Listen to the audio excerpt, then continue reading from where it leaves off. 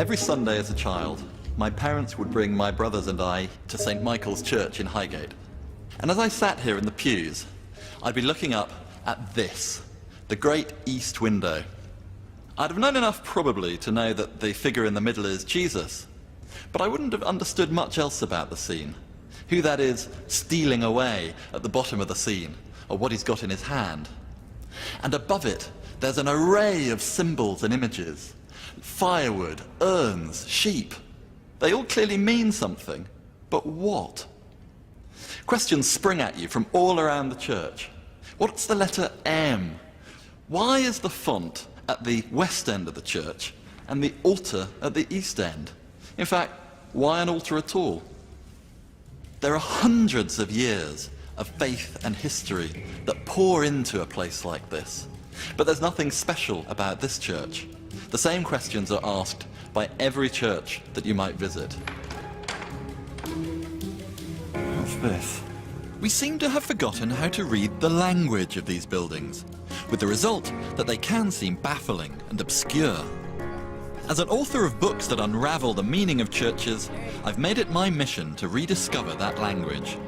The fact that you can find something like this is just extraordinary. Because churches shouldn't be a mystery. Built to the glory of God, they also tell us a lot about ourselves. Golly, the Normans built to impress. In this series, I'm going to explain 1,000 years of British Christian art and symbolism, giving a fresh perspective on the hopes, fears, and beliefs of our ancestors. Someone has come along and poked through the face of God himself. I want to overturn the cliches that reduce churches to little more than dusty museums or codes for Dan Brown to crack. There's so much more than that. There is tremendous beauty in churches, and it's there in the colours, in the space, and in the form. And it's people trying, using every skill to create a heaven on earth. In the beginning, there were no churches. Our story starts in the 7th century, when the country was dominated by the pagan cultures of the Anglo-Saxons, Jutes, Britons, and Picts. They seem to have tolerated the tiny Christian communities that survived the collapse of the Western Roman Empire. But there were no church buildings. Early Christians worshipped in their own homes. In the 6th century, Celtic Christian missionaries from Ireland had begun to convert the pagan tribes. But it's the arrival of missionaries sent by Pope Gregory the Great in 597 that marks the true re-establishment of Christianity in Britain. The missionaries brought with them the most recognizable of all Christian symbols.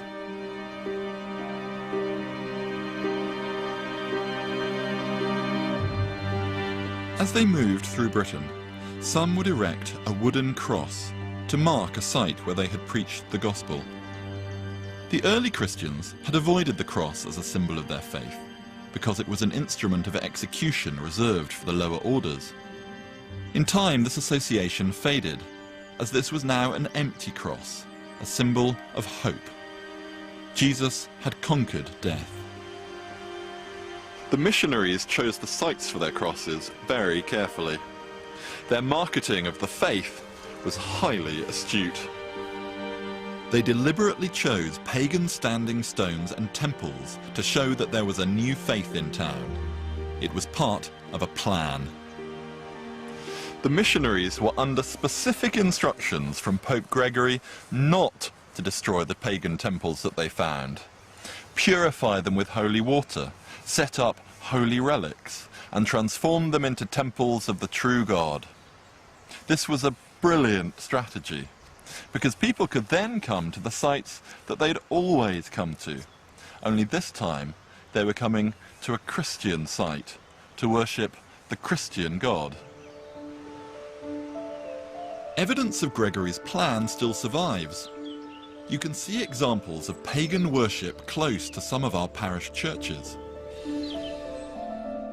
Here at Iffley, the church was built in the shadow of this 1,200-year-old sacred tree.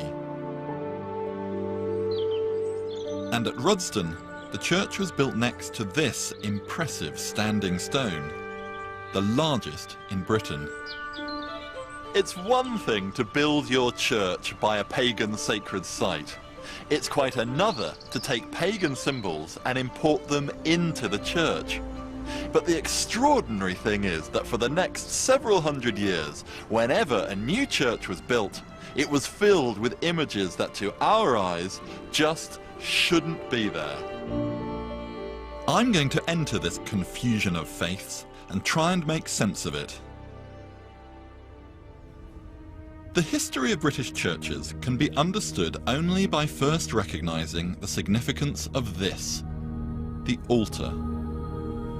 Perhaps because they're usually at the far east end of the church and covered with ceremonial cloths, their importance is often overlooked.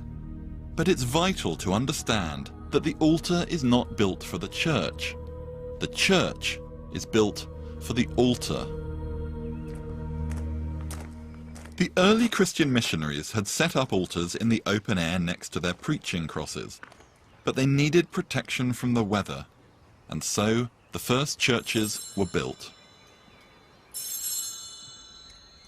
The ceremony that took place around the altar was the Eucharist, or Mass, and to pagans used to the idea of sacrificing animals to the gods, the altar must have seemed strangely familiar, as would the words of the ceremony, with its talk about a body and blood. In the same night that he was betrayed, took bread and gave you thanks.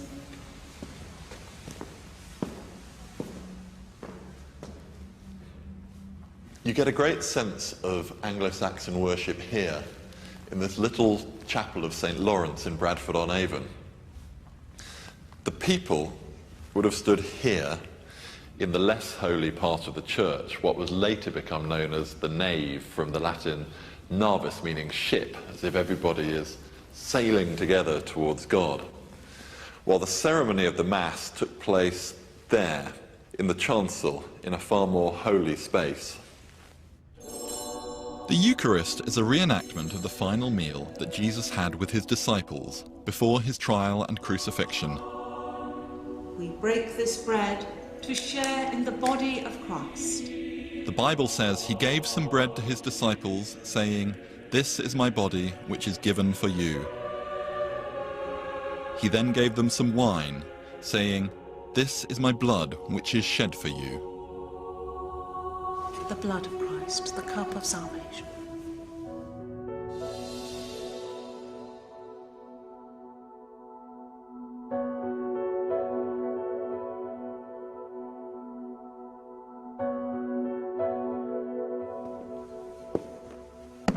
It was quite deliberate that the altar should be built of stone, like the altars on which animals had been sacrificed to God, as Jesus' sacrifice was being reenacted here. When the priest performed the rite, the bread and the wine became the actual body and actual blood of Christ. The people may not have understood the Latin liturgy of the priests, nor even received the bread and wine, but they knew that Christ was in their midst. It was that moment that made the church so important. Because of the significance of the Eucharist, churches have always been more than just a shelter for the altar. Each generation developed new ways to decorate and design churches to the glory of God. The earliest examples are by the Anglo-Saxons, who built thousands across England and Wales. The few survivors are worth seeking out.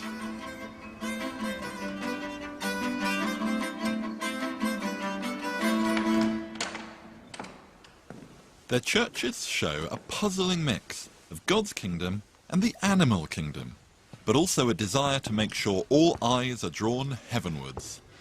One of the first things that hits you in an Anglo-Saxon church is this great whoosh of space, this huge void over your head that just pulls you upwards.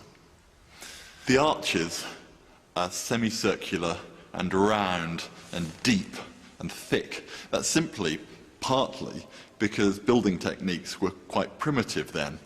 And even behind me here, It's even more primitive, just two stones, one balanced against another into a triangle.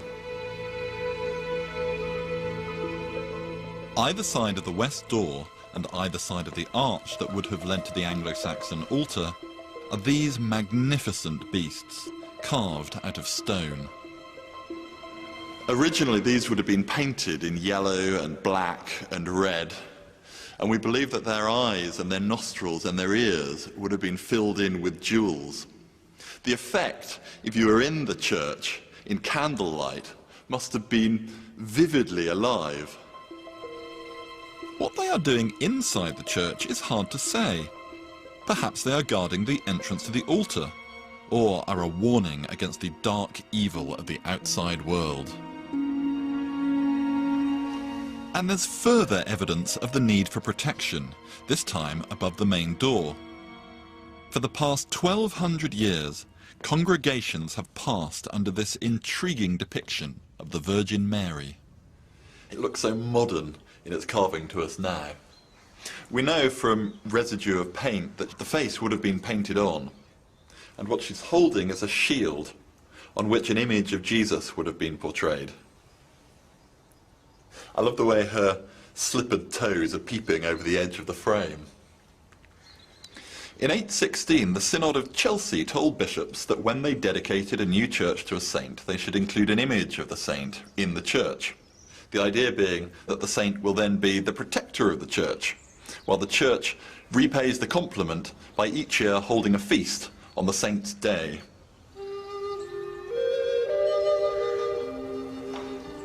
On the outside of the sanctuary at Deerhurst were carved more images, marking the holiness of the spot where the Eucharist took place. Only one survives, and to get a glimpse you have to work for it, by climbing into the attic of the old farmhouse next door. There he is. This is the Deerhurst angel, and there would once have been 12 of them standing guard around the sanctuary at Deerhurst. Different ages imagined angels in different ways. Emissaries from God, warriors, comforters, messengers. But no one imagined them quite like the Anglo-Saxons, with such softness, gentleness, you could even say love.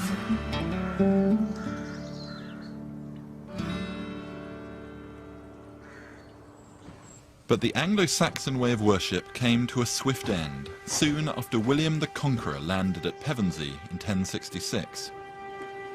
He didn't just bring with him a few hundred French barons and the feudal system, he also imported a more extravagant style of worship, with more ritual, more music, and more processions.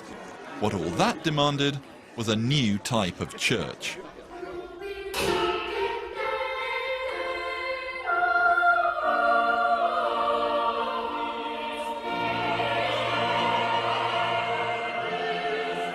The Pope had been swift to bless William's triumph, and the new king responded by building hundreds of new churches, designed also to impress the defeated people of England. An 11th century historian wrote, "It was as though the very world had cast off her old age and was clothing herself everywhere in a white robe of new churches."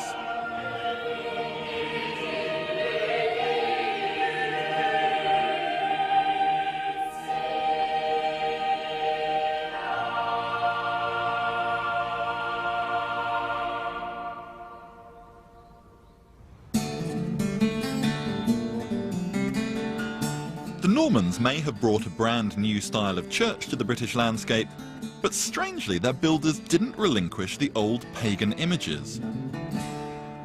I'm on the border of England and Wales, heading for a church that I hope will explain why it sometimes looks as if the Normans were hedging their spiritual bets. William the Conqueror gave this land to his relative William Fitz-Norman. His family built the twin symbols of Norman power, the castle and the church. Castle is long gone, but the church is still here, and it's a gem.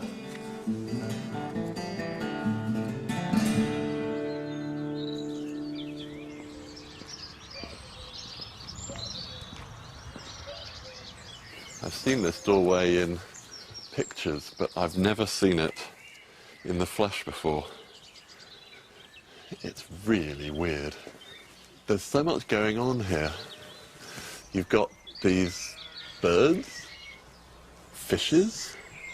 I'm not sure I could work out quite what they all are. You've got something with two dragons coming out of its mouth. Phoenix? I don't know.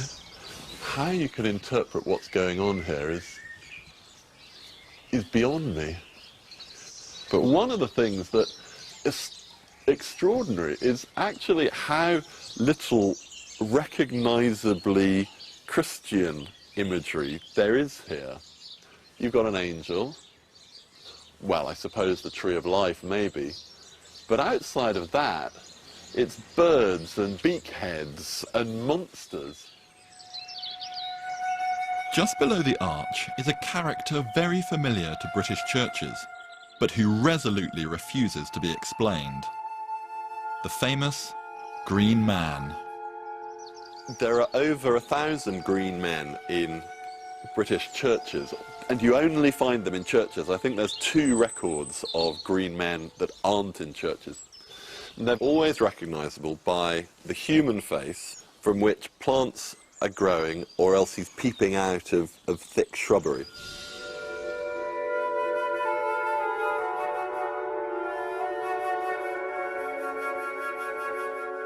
No one in truth knows what they are or what they're really meant to be about. There have been some pious explanations.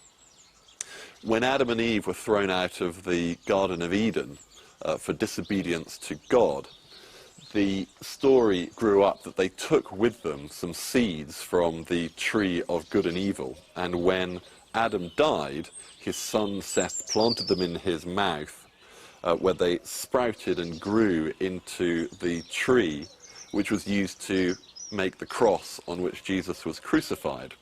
And one interpretation of the green man is that he is Adam. It doesn't really hold much water in truth as an explanation. It's all a bit pious, it's all a bit safe. For one thing, this isn't dead Adam. This green man is thoroughly, vividly alive, and the green men that you'll find in British churches are screaming, or they're laughing, or they're looking blankly, as if they don't particularly care about how we might like to interpret them.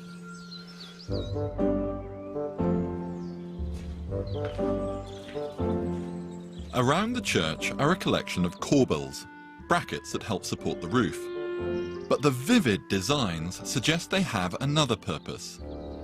Close to the south door is an immodest lady, sometimes seen in churches across the British Isles. This character here was described by a Victorian commentator as being a fool holding open their heart to the devil, which shows that they had no real sense of anatomy, because this is a shilana gig, a woman holding open her vagina to the viewer. And one interpretation of this is that it's a warning against sexual sin and sexual promiscuity. As much as anything, holding your genitals open in the 12th century was no more polite than it is in the 21st. And it could be that these are nothing more than a rude joke.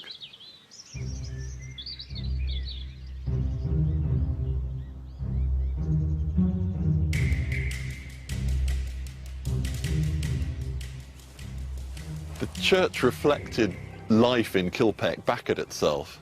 The fairs that were held here are portrayed up here on the wall, with a man playing an instrument, a pair wrestling, and an entertainer tumbler. Or, if you prefer, you've got a demon tempting people away with musical sin, a pair caught in a lecherous embrace, and a man tumbling from sin. Is it a celebration of life? Are they a warning against the evils of the fair? Or are they just a bit of fun? Just when you think you can impose some sort of meaning, the church throws some even stranger carvings at you.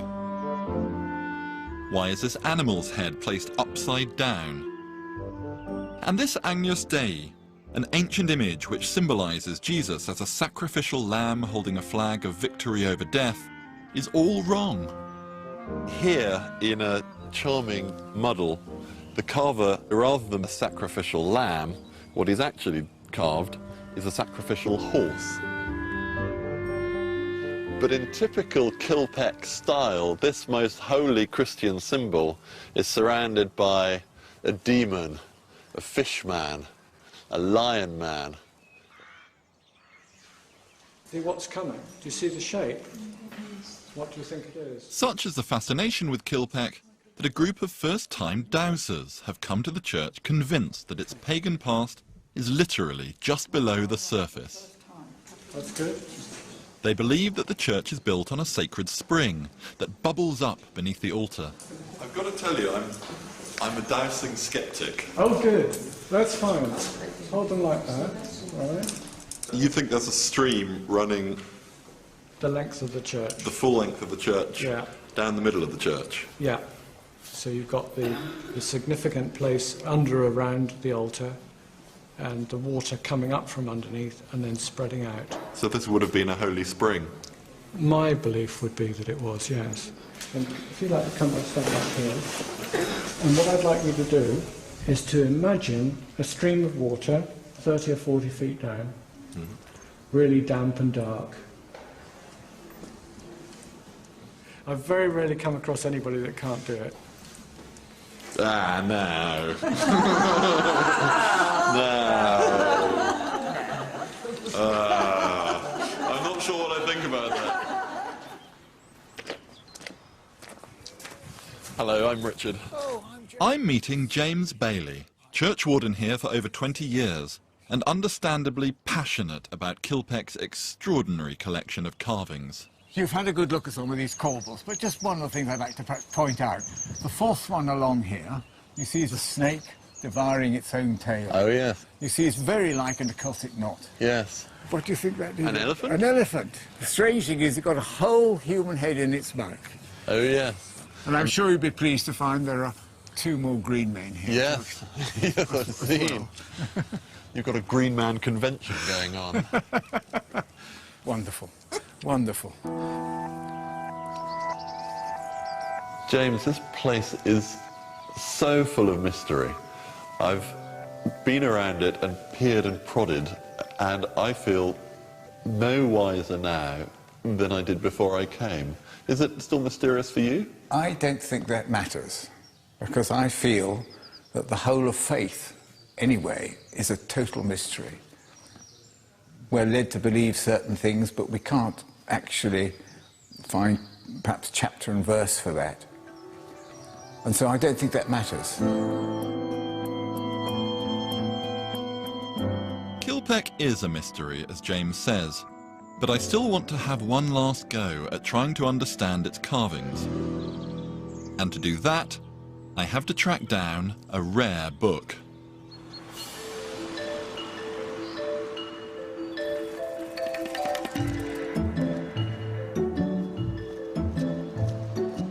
This is the Bodleian Library in Oxford, which I hope will help me not only unravel Kilpeck's imagery, but also that of many other churches.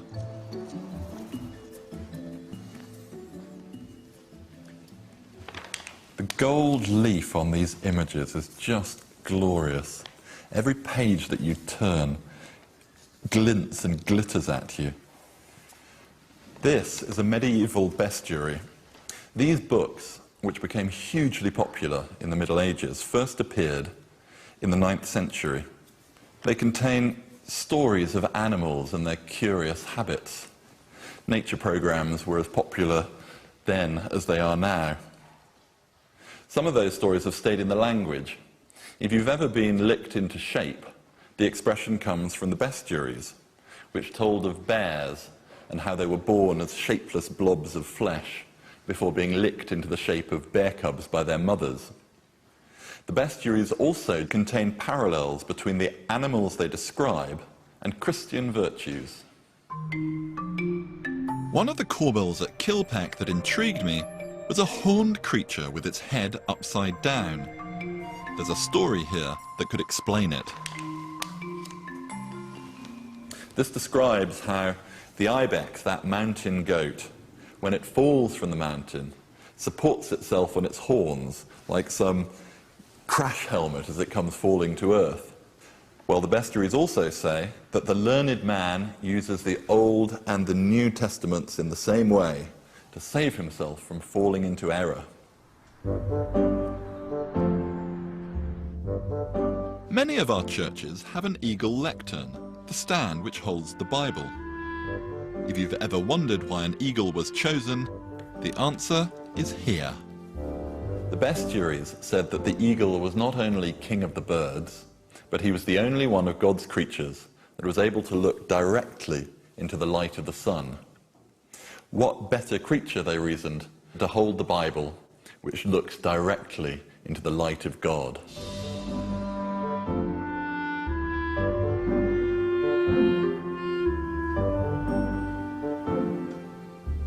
That's fabulous.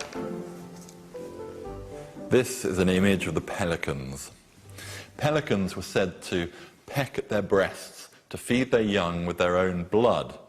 Or in another story, their young would die and they would peck at their breasts to cover them in their blood and bring them back to new life. They were seen as forming a direct link with Jesus, who used his own blood to bring humankind back to life.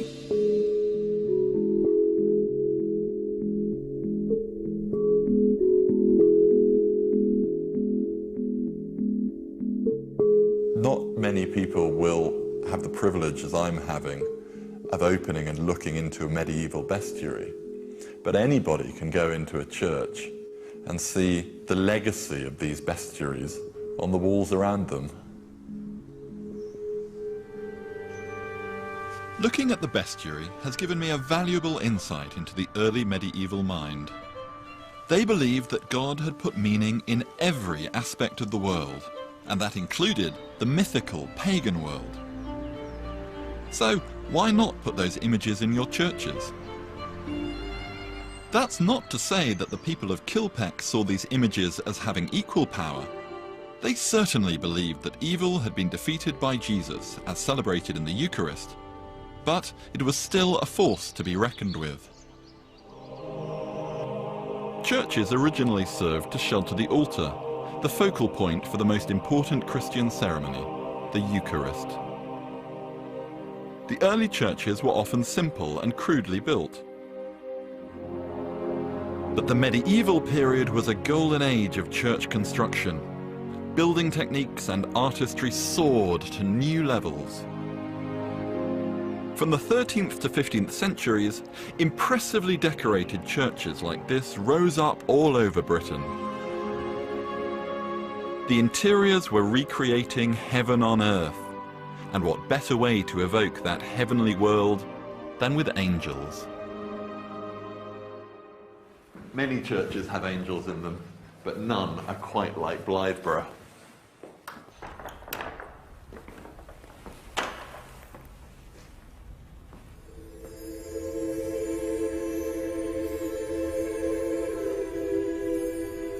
The angels here are hovering over the heads of the congregation. Everyone is as different as the people underneath them, their faces, their hands, their hairstyles. Originally, these would have been painted in green and black and covered in gold leaf. And the impact, especially for people who didn't see highly decorated images in their day-to-day lives, must have been overwhelming. I love the way their wings are thrown apart. And on every one there's a crown, a golden crown. I wonder if people would have picked their favorite angel back then and felt that they were watching over them.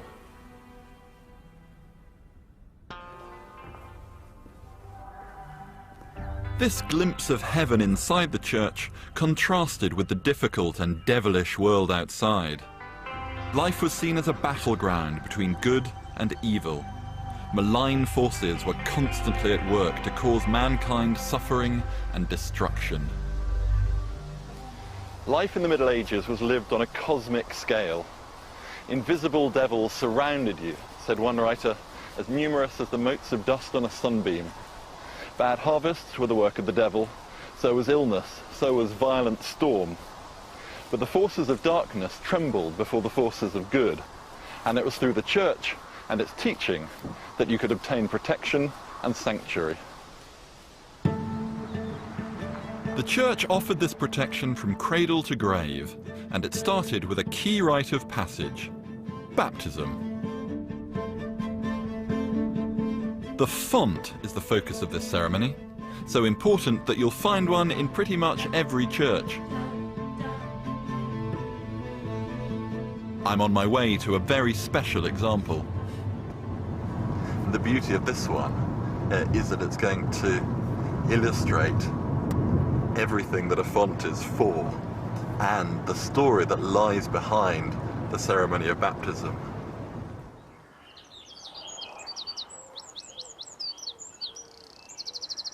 This is a very simple little church. Oh gosh, it meets you as soon as you walk through the door.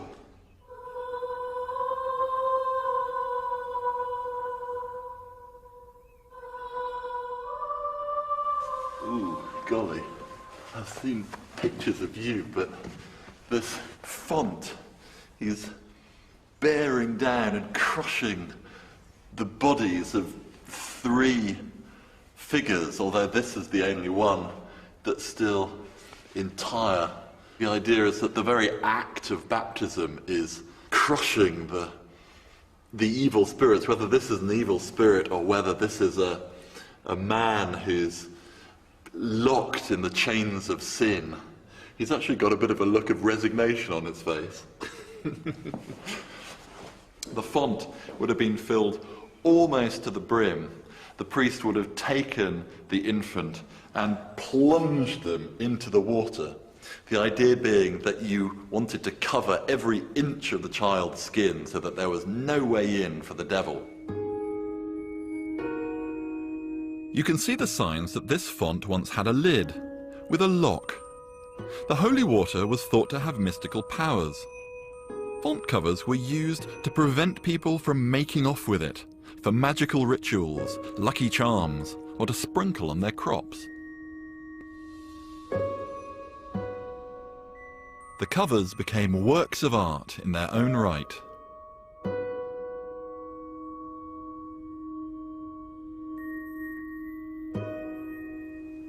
This is the baptism of Christ. What you've got going on here is the figure of John the Baptist here, the figure of Christ in the middle being baptized in the River Jordan, slightly bandy-legged actually, and the hand of God descending from on high, and the Spirit of God descending on Jesus. This is an image of the beginning of it all, where it all began. Although this is a very early medieval font and a very early image of the baptism of Christ, it's an image that you'll find on fonts everywhere. The fact that you can drive through the Herefordshire countryside, open the door and find something like this standing in front of you is just extraordinary.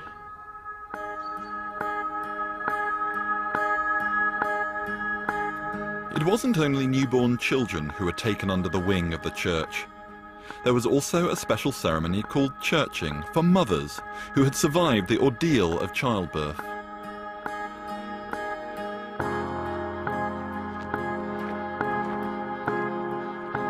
The medieval ceremony is long gone, but remarkably, here in Ranworth in Norfolk, evidence of it survives. Sorry, the church is closed this morning. Oh no. Ah, open. Fantastic. St. Helens is famous for its saints. It was believed that the saints had suffered on earth and were therefore sympathetic to human pain. In one area of the church, they are exclusively female, and this is where the ceremony of churching took place. So the women of the parish would have come here perhaps, as a kind of special area for themselves? Yes, they would. And it's probably here that they would be churched as well after giving birth, because this is a very important ceremony in the Middle Ages, which we don't think much about now. Women would come here to be cleansed and then go back into the church. And the church would be also, of course, receiving the child after baptism. These beautiful images of mothers and children radiate maternal love.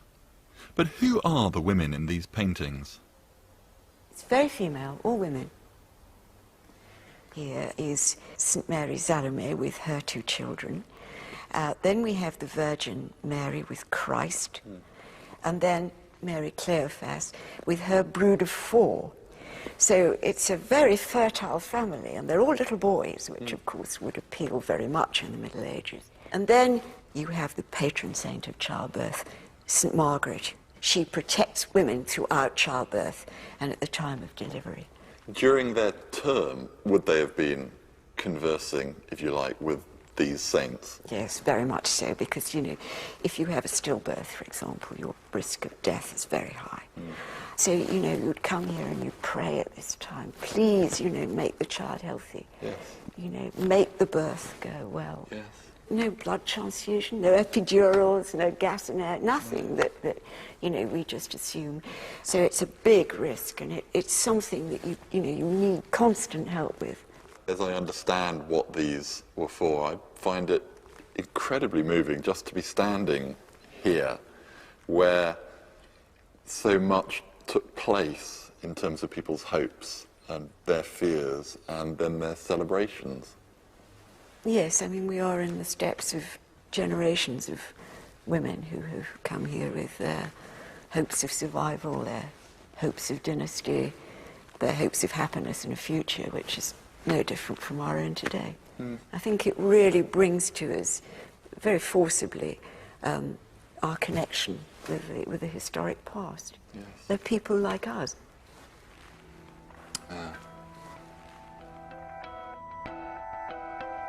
As the medieval period progressed, people became more and more captivated by the saints.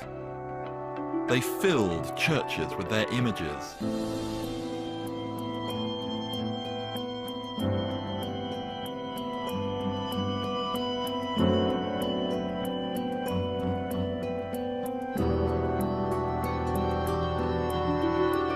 There are hundreds of saints, each one uniquely distinctive.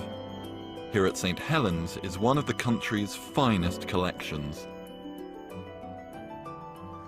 Let's see if we can identify some of them. Oh, well, this is St. George, patron saint of England. You easily spot St. George because he's got the dragon at his feet that he's just about to whack its head off with the sword. I'm going to take a pot without really having looked at this, but you often get the 12 apostles if you have this number of, yes, 1, 2, 3, 4, 5, 6, 12 of them.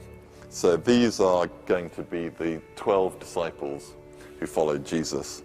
And each of them has got their own emblem, their own attribute. St. Andrew was martyred, so it said, on an X-shaped cross, which is the basis of the flag of Scotland. The disciple with the spear is St. Thomas, Doubting Thomas, and the spear was the instrument that he was martyred with.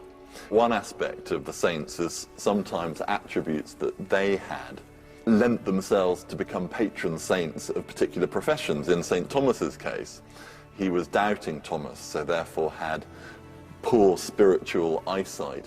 And so he became the patron saint of opticians. This is St. Peter. And St. Peter is portrayed with a pair of keys in his hand, but they're not any old keys. These are the keys to the gates of heaven. The saints inside a church are there to comfort and reassure. But the decoration on the outside of the building almost seems designed to fill you with fear. Gargoyles may have been intended to contrast the wicked world outside the church with the kingdom of heaven inside it. But they also tap into a long route of portraying monsters on the outside of buildings to scare off evil, a sort of scarecrow or scare devil, if you like. Gargoyles were originally functional. As rainwater cascaded from the roof of the church, you wanted to throw it clear from the church so that it didn't soften the foundations. And so long spouts were built from the guttering. Masons had fun with this and carved them into long monsters. And soon these gargling monsters covered the whole church. These carvings are in part fanciful decoration, but they also tap into people's worst fears, the fear of the devil and of damnation. To the medieval mind, the image of hell as a burning pit of fire was an absolute reality.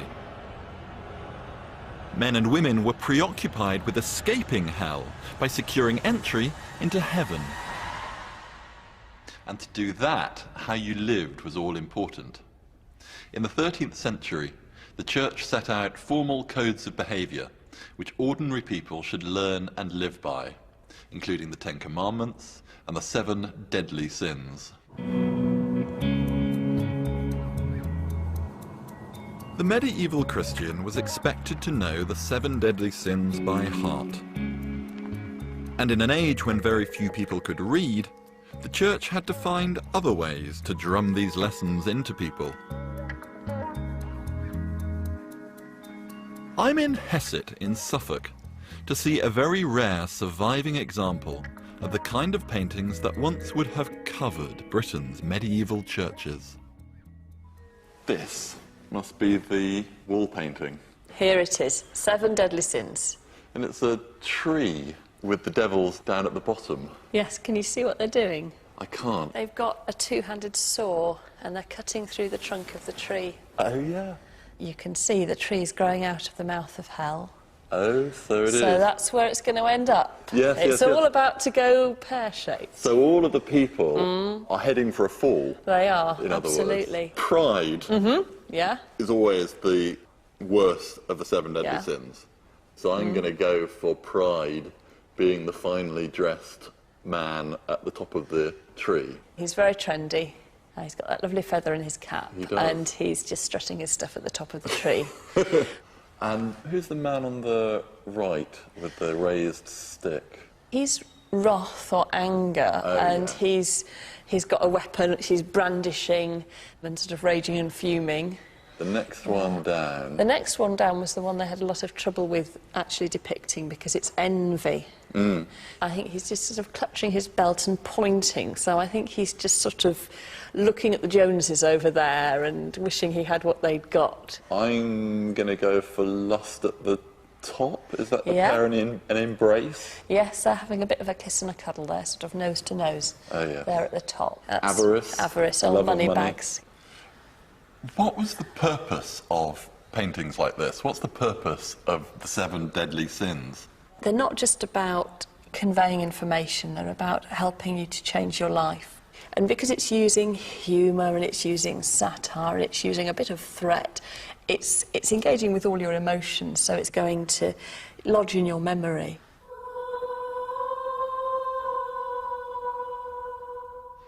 I'm struck by how much warmth there is in them, how much humanity. That these weren't just a question of people going, you shall not be proud and you shall not be envious.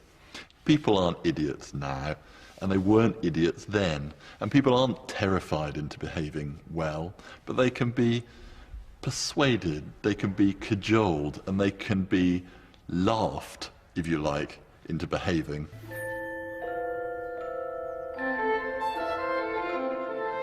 The unexpected humour and humanity of the wall paintings shows the real vitality that characterised the church's teaching. And that love for life wasn't confined to wall paintings. You can find it in the most surprising places. I've come to the church of St. Lawrence in Ludlow. trying to find something which sees medieval life sweeping into the church. What I'm looking for is hidden away, right in the church's most sacred area.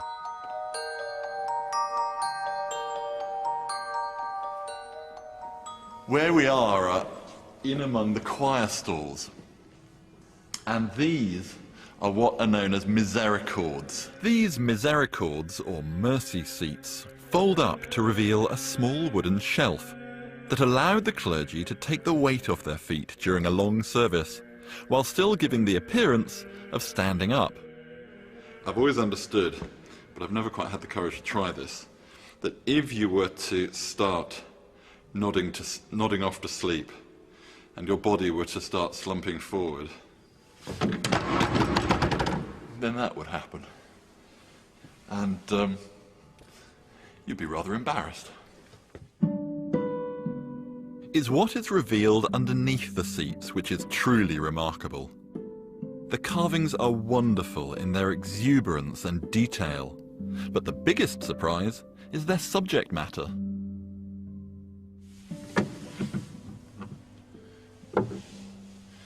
Oh, he's delightful. This is a man sitting by the fireplace in the middle of winter with his cooking pot. On the other side, you've got these two hanging carcasses, which are his food to keep him going for the winter. It's like a little snapshot of what life was really like in the Middle Ages. What have we got under here? Oh, hello. They're not holding back, you see, in these misericords on a bit of nudity when they want to use it. This is a bare-breasted mermaid. As well as being bare-breasted, she's a little bit plump. You can see a little muffin poking out around the top of her fish scales. There may be a warning here against beautiful women and their wiles luring men onto the rocks of sin. What about here? What's going on here is that you've got an alewife here, half naked. No, she's not even half naked, she's completely naked. And she's still got her ale jug clasped in her hand. You've got a demon with a long list of her sins, and she is being hauled off to hell for giving short measures of ale. Can't really argue with that. This is a drunk, bent over his barrel, lolling forward with the effort of it all. These were never intended for public consumption. Ordinary men and women simply wouldn't have seen them. These images were there as entertainment and instruction for the clergy. Clearly, they weren't quite so po-faced as we might imagine. You find morality, yes, but not dominating, not bullying, sincere, heartfelt. You find fantastical creatures. You find lives, from the bawdy to the sacred. They really did fill their churches with life. In many medieval towns and villages, the church was their only public building. Things took place in the nave, the main body of the church, that you wouldn't expect in a consecrated space. Plays, games, and gossip. But it was another area of the church, which today we often overlook, that was an even greater focus for everyday life: the porch. Most churches have one, some grand like this one at Eye, and some simple like this one in Bradford-on-Avon. It's this impressive entrance at Walpole in Norfolk that I've come to explore. This is a fabulous church porch. It was here that sacred met secular. In the church porch, contracts were sealed, wills signed, and debts repaid. Sometimes unidentified corpses were laid out to be claimed.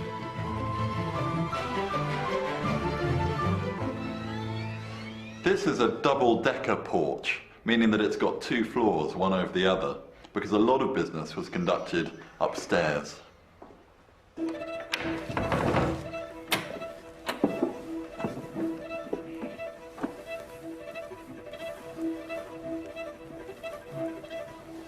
think this is going to be the way.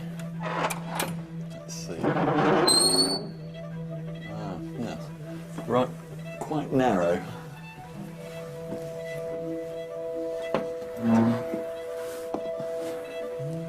Crikey. People in the Middle Ages were a lot smaller than I am. What a pretty little room. Now a Sunday school, this would once have housed the church court. I'm standing in the very space where generations of parishioners would have played out the drama of their lives. Everything from the trying of petty offences to the settling of disputes. The business of the church courts in a place like this were hugely important for the community. One thing that was regulated then, far more than now in some ways, was slander, libel against your neighbour, because your reputation was everything.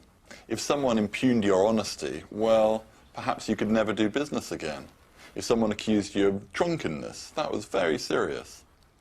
And if someone accused you, particularly a woman, of inchastity, well, that had huge implications for you and your family. And so the court spent huge amounts of time regulating these claims by one villager against another.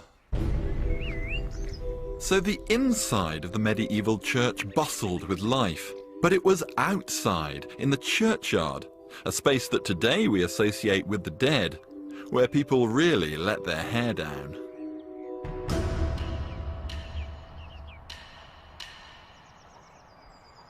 After the Mass on a Sunday, sports and games would be held here by the villagers.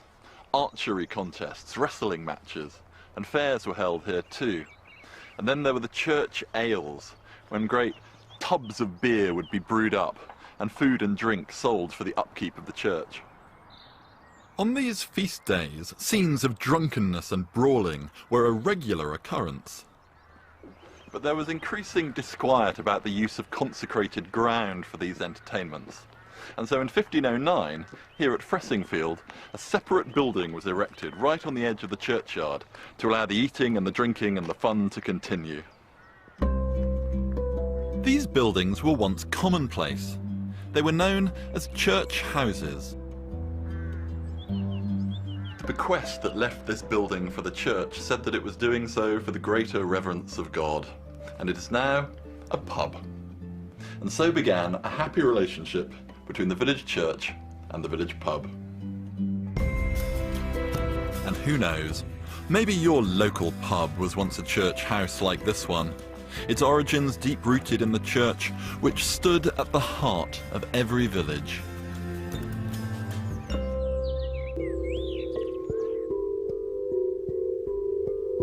Death in the Middle Ages was ever present. Anything from plague, childbirth, or the simplest infection could suddenly take you from this life.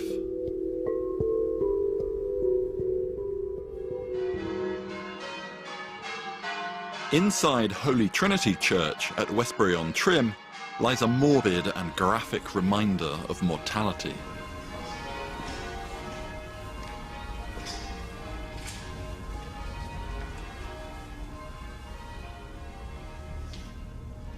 This is a cadaver tomb, so known because rather than the usual tombs where the person buried underneath it is shown in the pink of health and in their best clothes, this tomb shows the person underneath it as they are now, dead, rotting.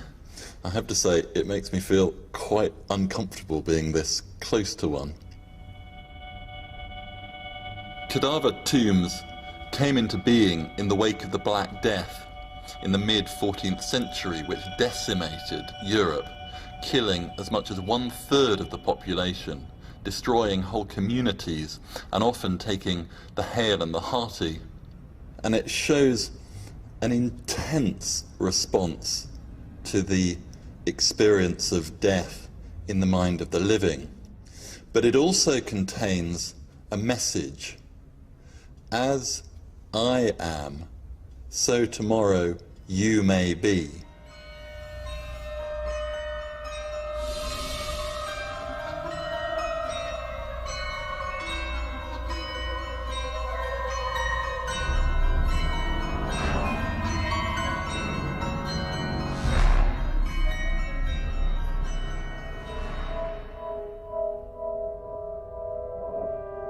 The medieval preoccupation with mortality is reinforced by a representation of death that dominated the interior of nearly every church in the land.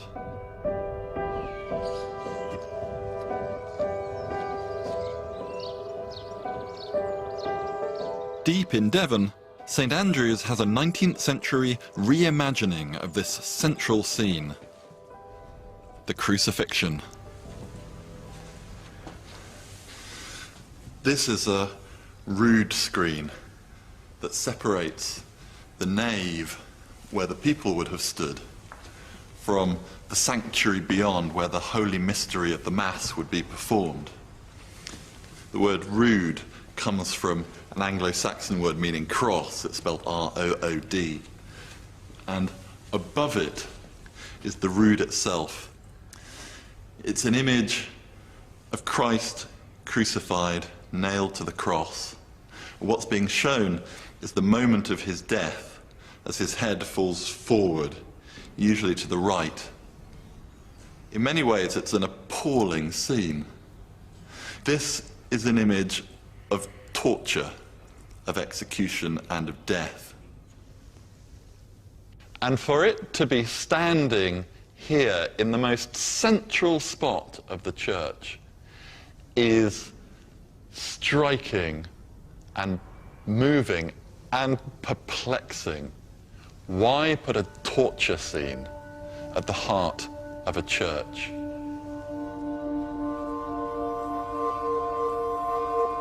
Although it's an image of pain, it's also an image of hope, because it represents Christ's sacrifice for the sins of mankind.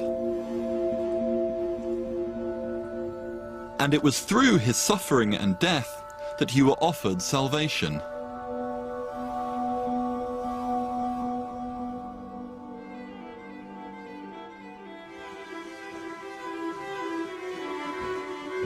The concentration on the suffering of Jesus was a new development. Early Christianity had used an empty cross to symbolize Jesus conquering death. This aversion to showing Christ's suffering continued into Saxon times.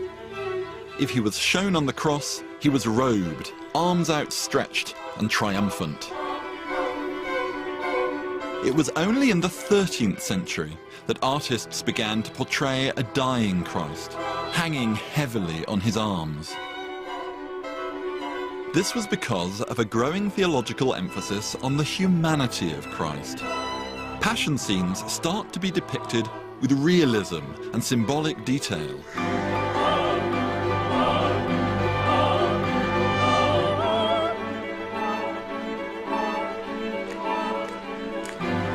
And it is within the Priory Church at Great Malvern that the full extent of this devotion can be found.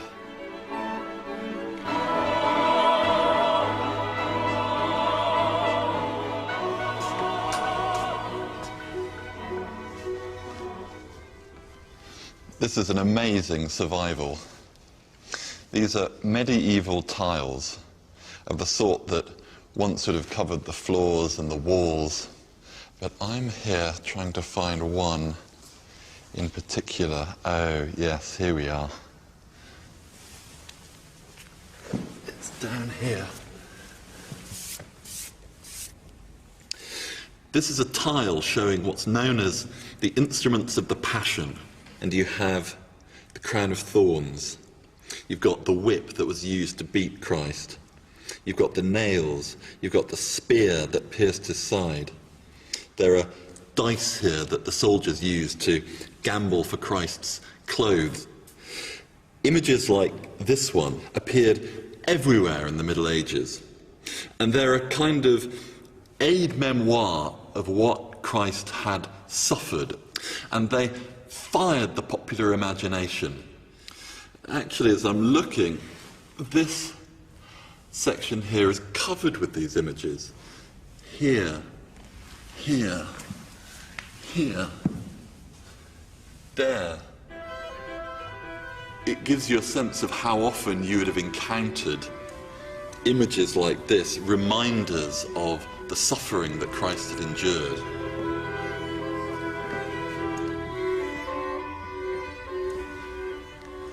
Here you have them again, up here in the windows. There's a crown of thorns, the rods that were used to beat Christ with nails coming out of them. There's a hammer with 2 nails on either side of it. There's the 3 dice appearing again. I don't recognise that. Oh, except that it's the wounds. Those are the 5 wounds of Christ. They're always in these groups of 5, 1 for each hand, 1 for each foot, and 1 for the heart. And they're pouring blood.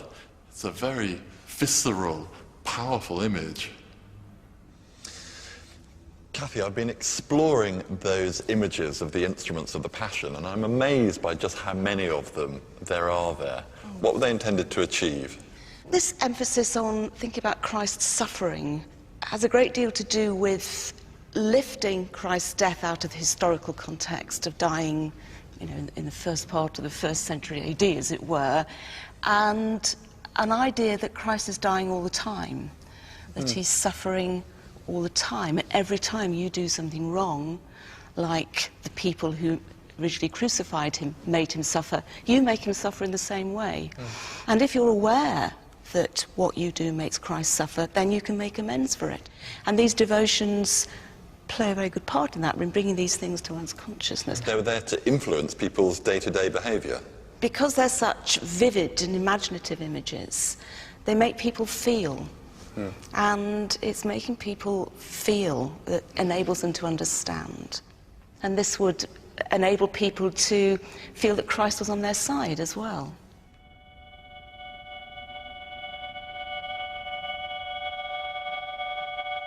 When you sit here, where medieval people would have sat, and you contemplate these bits of glass and these tiles, just as they would have contemplated them, I understand how you could look at these images and feel your way into them by breaking down and unpacking the crucifixion, by focusing on each element of the Passion. You would feel what had happened more and more and more.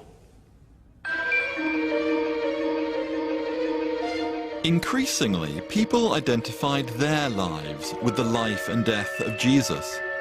The crucifixion embodied the awful reality of their own mortality. Although you didn't know when death would come, you fervently believed that it wasn't the end.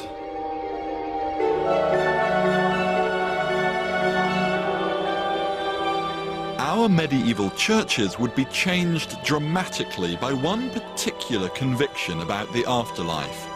It became an obsession for the medieval Christian. The fate for anybody who died without having confessed and repented of their sins was the state known as purgatory. Purgatory was not hell, it was a kind of outpatients department of hell, a place where you would be punished for the sins that you had not confessed and been absolved of in your life. Often the punishment fitted the crime, so that gluttons, for example, would be fed on a diet of snakes and worms, or the greedy would be fed on molten gold until they sickened of it. The purpose being to purge you of these sins. But purgatory could be avoided, or at least your time in it could be reduced, by living well and by dying well. It was too big a risk to wait until your final breath before contemplating the eternal fate of your soul. Far better to make preparation for Judgment Day while you were alive and well. And the interiors of many of our churches benefited from this need to prepare for death, as it was thought that gifts to your parish church could ease your way through purgatory. I've come here to All Saints Bristol to find the story of just one woman, Alice Chester, who, like tens of thousands up and down the country, was concerned with the remembrance of her soul after her death. And what I want to find out is what she left behind. Hello, I'm Richard. This church is now a Christian education centre. It might look as though Alice is long forgotten, but a very special record, the All Saints Church book reveals her legacy. What did she give? Well, there's an awful lot of stuff. Towels, jugs and ewers and that sort of thing. Torches, these are big candles, to just about every church in the middle of Bristol. Down to being in good prosperity, absolutely in good prosperity, and health of body, has let to be made a new rood screen at her own proper cost.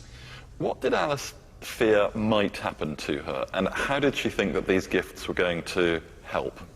Well, in common with everybody else, she was very worried about purgatory. So basically, when you die, if you've been very, very bad indeed, you go straight to hell. If you've been very, very good, you go to heaven. But most people, they go to purgatory. But at the end of that, you go to heaven, and that's for eternity. So to get there, somebody like Alice Chester is doing good works. Basically, it's a kind of spiritual economy. You want to have made recompense for as much sin as possible, and to ease your passage through purgatory. Many medieval Christians like Alice made bequests to secure a place in heaven. But there was a more ostentatious method of chipping away at your time in purgatory: the Chantry Chapel. Churches up and down the land were built, rebuilt and modified to accommodate these memorials to the dead. Chantry chapels housed the tomb of their wealthy founder, and also an altar around which priests were paid to say Mass for their soul's redemption. This one is tucked away inside the parish church at Dennington in Suffolk.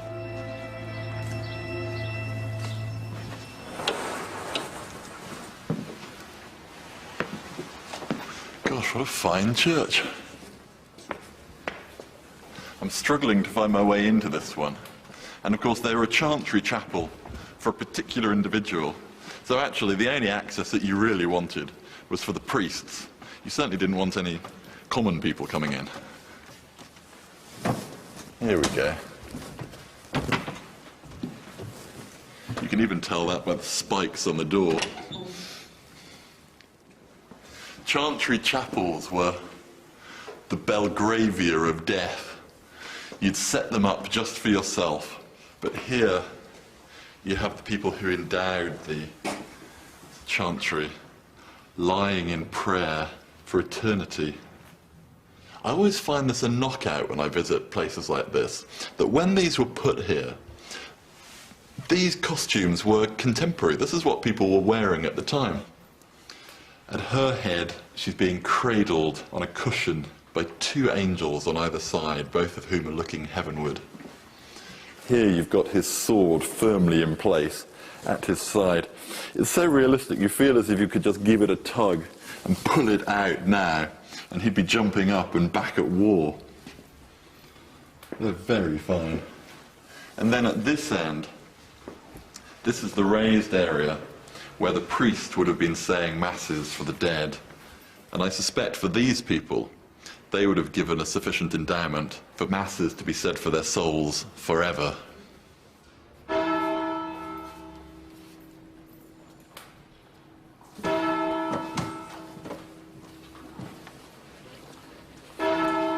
Roy, I've had a look around the glorious chantry chapel that you've got here, and I've done my best to work out what's going on, but I don't actually know who these people were. What can you tell me about them? He is Sir William Philip, who married Lady Joan Bardolph and therefore became Lord Bardolph in her right. He fought at Agincourt and was a Garter Knight. He was a person of national repute, and she was very much a lady. What sort of money would it have taken to set up a chantry chapel like this and have priests saying masses for your soul?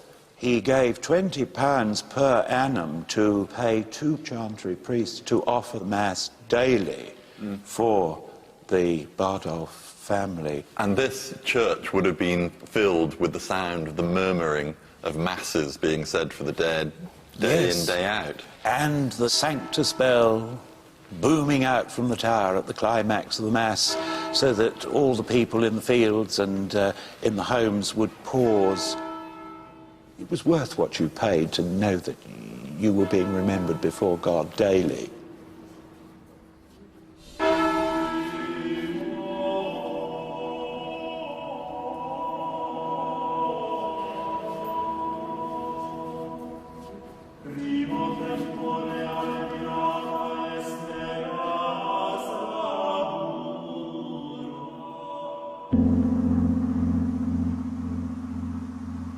Some families went overboard on how much they paid, and nowhere more so than in Scotland. The Scottish nobility seem to have been particularly concerned for their souls. This church at Seaton, east of Edinburgh, is one enormous chantry. Well, if you ever doubted how seriously people took the idea of purgatory, come here. This entire church is built for one purpose, and that is to protect the souls of the dead of one family, the local lairds, the Seaton family. And as well as building this church for that purpose, they left an endowment for priests to say masses for their souls, several tending the altar up there, 2 tending another altar here, 2 another altar there, all of these resources pouring into one family. Not clothing the naked or feeding the hungry, not even saying prayers for somebody else, just them. But it's difficult in a place like this, at 500 years distance, to feel that outraged, because it is so very beautiful.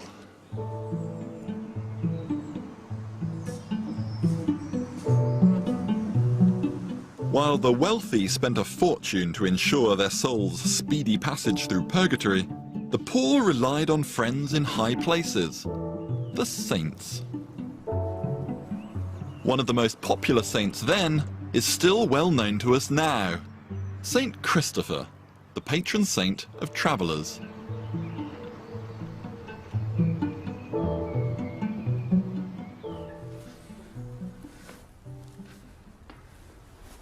St. Christopher's are familiar to us from 1,000 travellers' medallions, but this is the daddy of them.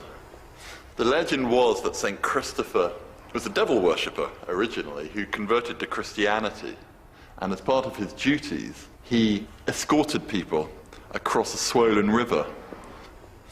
One day a small boy came to him and asked to be carried across the river. He did this, but the weight of the boy was tremendous. He got him across, but when he'd got to the other side and let the boy down, the boy told him that he had carried the weight of the world and of the creator of the world. And of course, the boy was Jesus, the infant Jesus. The name Christopher means Christ carrier. You wanted to see images like this at least once a day, because if you saw an image of St. Christopher, then you would not die that day unshriven. In other words, they wouldn't die without their sins having been confessed. I love the idea that people in the Middle Ages might have just popped into the church door there, just have a quick look at St. Christopher before going about their daily business. But why St. Christopher? What was it about looking at him as opposed to any other saint? You're crossing from life into death. And it was the man who'd carried Christ who would give you comfort in that crossing.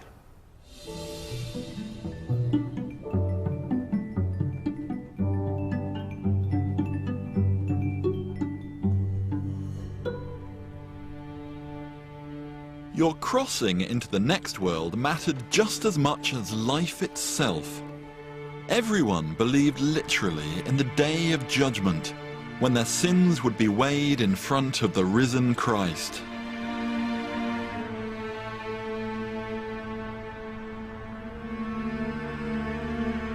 Holy Trinity in Coventry has the most compelling medieval depiction of this scene in Britain.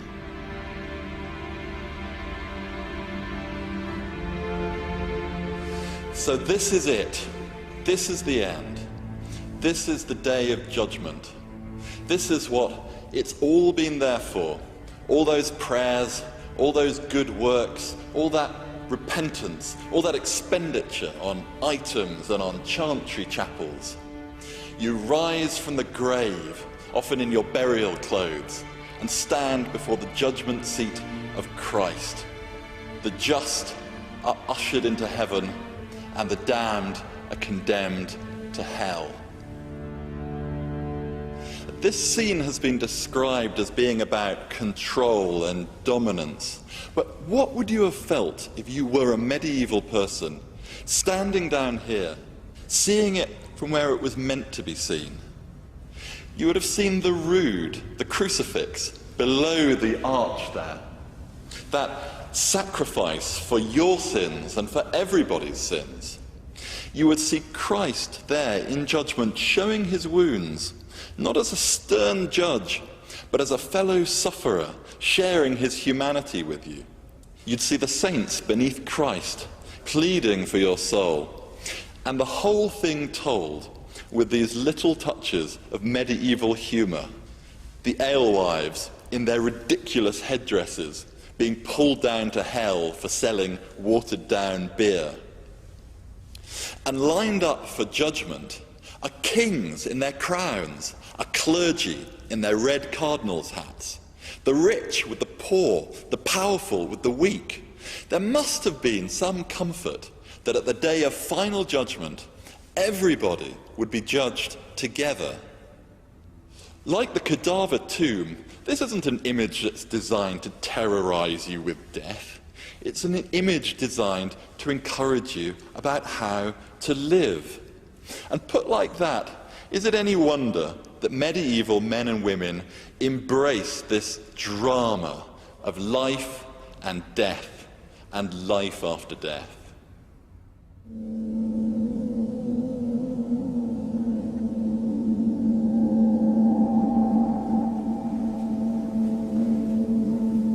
But soon there would be a seismic upheaval in this system of belief.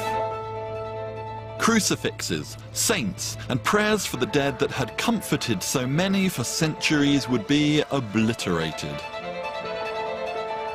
This church in Keddington in Suffolk holds a clue to the dramatic change that turned Christianity and the church on its head.